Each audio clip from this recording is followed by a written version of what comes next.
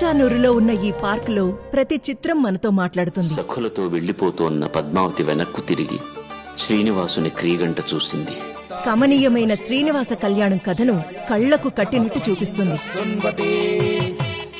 ఆశ్చర్యంగా ఉంది కదా? అవును, ఇది నిజం.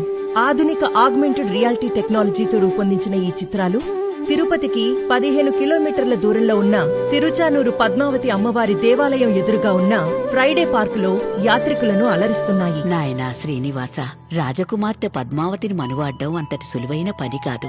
ఆమెతో పెండ్లి ఆలోచన విరమించుకో. ఈ దృశ్యమాలికను వీక్షించేందుకు గాను మీ ఆండ్రాయిడ్ లేదా iOS మొబైల్స్ లో అక్కడ బోర్డు మీద ఉన్న బార్ కోడ్ ను స్కాన్ చేసి పద్మావతి పరిణయం యాప్ ను ఇన్స్టాల్ చేసుకోవాలి.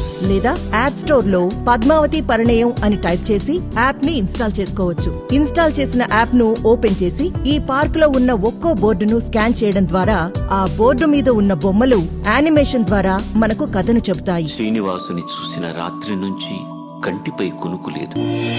కళ్ల నిండా శ్రీనివాసుని రూపమే ఆమెను కలవరపెట్టింది.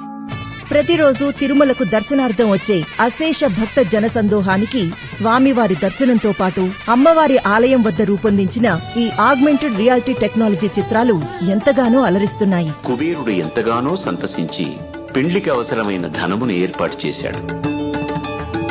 తిరుమల తిరుపతి దేవస్థానం ఆధ్వర్యంలో జేఈఓ శ్రీ బి లక్ష్మీకాంతం గారి చొరవతో ఏర్పాటు చేసిన ఈ ఆగ్మెంటెడ్ రియాలిటీ టెక్నాలజీ ఎందరో ప్రశంసల్ని అందుకుంటుంది.